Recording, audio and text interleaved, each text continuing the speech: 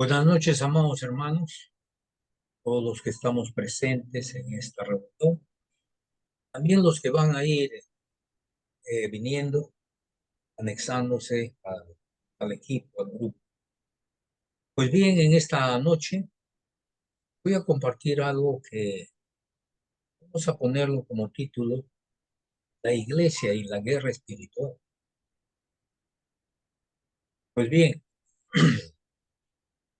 ¿por qué queremos entrar en este tema de guerra espiritual, amados hermanos? A veces no es eh, tan suavemente de decir que estamos en guerra, ¿verdad? Sí, porque no es agradable estar en guerra. Sin embargo, desde antes de la cruz, prácticamente desde el Edén, el, el mundo y Dios están en una pugna, que solamente se entiende, se sabe que hay este problema de guerra cuando venimos a los pies de un Dios grande, vivo, que hizo los cielos y la tierra y del que nos alumbra una nueva vida a cada uno de nosotros. ¿Y por qué estamos en guerra? Hay una guerra entre la luz de Dios y las tinieblas de Satanás, el que normalmente yo le digo Satán porque así es el nombre griego. Pues bien, ¿y por qué hay esta guerra? Porque Satán es un rebelde que se quiso hacer Dios, pero no voy a entrar en ese tema y no voy a entrar en el tema desde ese principio donde justamente este personaje llamado Satán trata de que Dios y el hombre, que tenía una plena intimidad, un pleno contacto de vivencia a través del Espíritu, en el Edén hizo que se anulara el espíritu del hombre para no poder tener el contacto con el Espíritu de Dios. ¿Por qué? Porque él estaba separado de Dios, Satán me refiero, y quiso que el hombre también esté para traerle a sus fauces, a su lugar. Sus fauces digo porque muerde. Pues bien, desde ahí hay una pugna que nosotros los cristianos debemos de saber. Nosotros somos un grupo de oración cristiana, es cierto. La oración es una columna, es un baluarte que nos junta con Dios. No cualquiera ora. El corazón del hombre que no conoce a Jesús, que no conoce al Padre Celestial, que no conoce al Espíritu Santo, no le gusta orar. Así como le digo, no le gusta, no sabe, no entiende, no desea por lo tanto. Pues esa es una guerra ya, esa es una beligerancia, ese es algo que incomoda a ciertos personajes, tanto en el hombre como en Satán. Pues bien, para saber que nosotros estamos en esa guerra, voy a venir de frente al libro de Efesios, en el cual el apóstol Pablo le dice así a la iglesia, a nosotros. Ahora les decía que nosotros somos un grupo de oración cristiana y esa oración principalmente está dirigida para sanidad. La pregunta sería, ¿por qué es una oración para sanar enfermos? Porque hay enfermos, diría. Y la pregunta seguiría, ¿y por qué hay enfermos? Porque justamente a través de las enfermedades, las dolencias y los males es por donde Satanás está haciendo la guerra a los hombres que están en esta tierra y que no conocen a Dios. Pero cuando venimos a conocerle a Dios, se supone, se entiende que Jesús, que nuestro Dios, a través del Padre, el Hijo y el Espíritu Santo, nos empieza a sanar, nos empieza a librar de cualquier mal, de cualquier enfermedad, de cualquier dolencia, y principalmente de un mal que es del alma. Porque mientras el alma esté enferma, y eso lo sabe Satán, entonces el cuerpo también se va a debilitar, se va a enfermar, va a caer dolido. Y nosotros hemos venido a romper esa atadura de la enfermedad y del mal a través de este grupo que tenemos, de orar para salir de todo mal, para salir de toda enfermedad, para salir de toda dolencia, porque no nos debemos quedar ahí. Muy bien, ya teniendo esto en mente, decimos por qué la iglesia está en guerra. En el capítulo 6 de Efesios, Pablo nos está hablando de una armadura que tenemos nosotros ya en Cristo. Por ahí empieza nuestra sanidad, por ahí empieza a renovarse el hombre perdido. Y cuando digo el hombre es porque ese es el ser humano en sus dos géneros, tanto varón como mujer, como varón y varona, como dice la escritura. Pues bien, entonces, en esa guerra espiritual, ahí Pablo deslinda claramente cómo es esta situación de la que nosotros debemos de conocerlo a cabalidad. Dice de esta manera a partir del verso 11. Nos habla de una armadura de la época en que tanto el apóstol Pablo como Jesús, los discípulos, tenían como una armadura, era como decir un atuendo, una ropa que es de un soldado guerrero de ese entonces. Vestidos de toda la armadura de Dios, dice, para que podáis estar firmes contra las acechanzas del diablo. Aquí va a ser un parangón, Pablo, de lo que debe ser la armadura interna de nosotros ahora, como si fuera una armadura de un soldado romano. ¿Cómo se vestía un soldado romano? Lo va a parangonear entre lo que era esa armadura físicamente, a la vista, viéndolo, también con el espíritu ahora en nosotros. El verso 12 dice, porque no tenemos lucha contra sangre y carne, sino contra principados, contra potestades, contra los gobernadores de las tinieblas de este siglo, del siglo en que él estaba, contra huestes espirituales de maldad en las regiones celestes. Entonces él está queriendo ahora decir que tenemos una lucha no natural, no terrenal, sino una lucha espiritual en las regiones celestes. Eso lo hemos escuchado hablar, eso lo hemos leído nosotros, ¿verdad? Pero ahora, ¿cómo lo vamos a entender? ¿Cómo lo vamos a precisar con nuestra condición de salir de estos problemas del alma que llama la escritura, de estos problemas internos? Porque si solucionamos, si nos renovamos en el alma, en en la parte psíquica de nuestro ser, en lo interno, la parte externa que es nuestro cuerpo va a mostrar también la misma benevolencia. Y dice en el verso 13, por tanto, tomad toda la armadura de Dios. Ahora habla ya de una armadura de Dios. Y esa armadura de Dios es la que va a parangonear con la armadura de un soldado guerrero de ese entonces que era un romano. Para que podáis resistir en el día malo y habiendo acabado todo, estar firmes. Todavía no habla de ello. Estad firmes, ceñido vuestros lomos, ceñido a la cintura, ¿no? Dice, ¿no? Vuestros lomos con la verdad y vestidos con la coraza de la justicia. Dice también que es la verdad, debe ser un cinturón que nos ajustamos a la cintura, es decir, a la parte del, del estómago, a la parte de la cintura de cada uno de nosotros. Ahí se lleva la espada, ¿verdad? Pero bien, tiene que estar bien ajustado. Y eso debe ser la verdad. Ese cinturón significa la verdad de Dios, la verdad que debe primar ahora en ti. Pues bien, amados hermanos, ¿qué más dice? Y vestidos con la coraza de la justicia. Coraza viene al pecho. En el pecho está el corazón. Y es la justicia con que debemos hacer desde lo más profundo de nuestro corazón. Hoy el mundo adolece de justicia, porque la justicia humana es una injusticia, porque tal es la contaminación que el hombre tiene ahora en el corazón, que no está dado a tener la justicia, a entender la justicia que viene de lo alto. Amén. También entonces de ahí baja a los pies y dice, y calzados los pies con el apresto del evangelio de la paz. Nosotros caminamos, ¿verdad? Nos movemos de un lado a otro.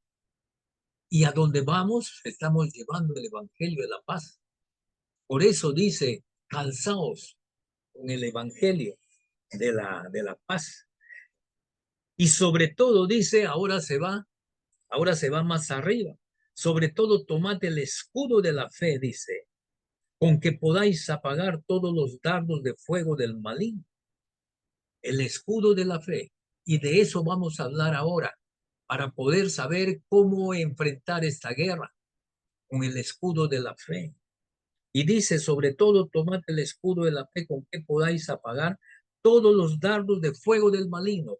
Es decir, justamente, el diablo envía sus dardos son las enseñanzas, las doctrinas que vienen hacia nosotros o ya han venido hacia nosotros, está en nosotros de todo lo que hemos recepcionado de este mundo, la ciencia, las letras y tantas otras cosas, ¿verdad? Eso es lo que está diciendo el escudo de la fe. Le va a dar ahora una nueva doctrina, una nueva enseñanza, que es la palabra de Dios, con que voy a resistir ahora a todo lo que va a venir conmigo, otras doctrinas humanas, porque hay muchas. Cada uno sabe de qué estamos hablando, de qué pueden ser esas enseñanzas o esas notas que nos vienen a nuestra mente. Pues bien, eso es en el 16, que ahí vamos a poner énfasis, le repito. Y finalmente dice, y tomate el yelmo de la salvación, se va a la cabeza, y la espada del espíritu, el yelmo de la salvación, perdón, dice de la salvación justamente porque en la mente tiene las dudas que el enemigo pone cuando nosotros hemos venido al camino del Señor.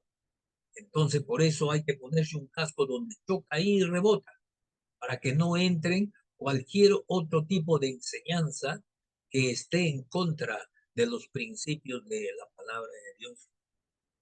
Entonces, por eso dice, tomad el yelmo de la salvación y la espada del Espíritu, que es la palabra de Dios. De la cabeza pasa ahora al brazo derecho, a la diestra. O si eres zurdo, a tu siniestra, ¿no? Depende, porque hay algunos que son diestros, derechos, ¿no? Y la mayoría lo somos en muchas cosas, pero hay otros que también usan más hábilmente la izquierda. Yo en algunas cosas soy de izquierda. Por ejemplo, siempre he jugado pelota con la izquierda, he jugado trompo con la izquierda, instintivamente, pero escribo con la derecha. Hoy escribo con los dos, porque el Señor me ha dado esa potestad. Pues bien, entonces estamos en eso, que la espada es la palabra de Dios, porque con eso es una arma de defensa y ataque, ¿verdad? Porque tú con una espada atacas al enemigo y te defiendes del enemigo. Si tenemos la palabra de Dios en nuestros corazones, amados hermanos, nos vamos a defender cuando vienen las doctrinas humanas, satánicas, de fuera, incluyendo la música, ¿no? Porque hay muchas maneras que el diablo se ha ingeniado para hacer el mal. Pues bien, si él es astuto, nosotros somos sabios. Así que tenemos que enfrentar todo esto de esta manera. Muy bien, y finalmente en el 18 dice, orando en todo tiempo con toda oración y súplica en el Espíritu, y velando en ello con toda perseverancia y súplica por todos los santos entre nosotros. Pero aquí quiero enfatizar algo, que miren lo que dice acerca de la oración, orando en todo tiempo con toda oración.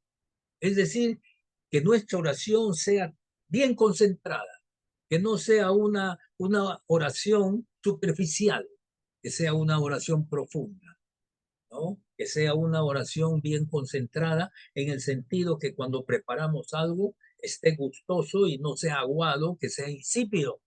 Así también debe ser nuestra oración, que sea, dice, con toda oración y súplica en qué? En el Espíritu. y el Espíritu con mayúscula, que es en el Espíritu Santo. Así es el asunto, es en el Espíritu Santo. Entonces, porque también dice que los verdaderos adoradores adorarán al Padre en espíritu y en verdad. Y justamente ahora eso vamos a pasar para saber de que esta guerra, esta lucha en que nos encontramos ahora contra un mundo tenebroso, un mundo, un mundo de, amén, un mundo eh, de tinieblas, nos enfrentamos a ello, entonces tenemos que estar nosotros bien apertrechados. Y para eso me voy a Juan, creo que no me va a dar tiempo de irme también a Mateo, pero no importa, lo importante es esto. Estamos hablando, eh, un momentito, amados hermanos, y,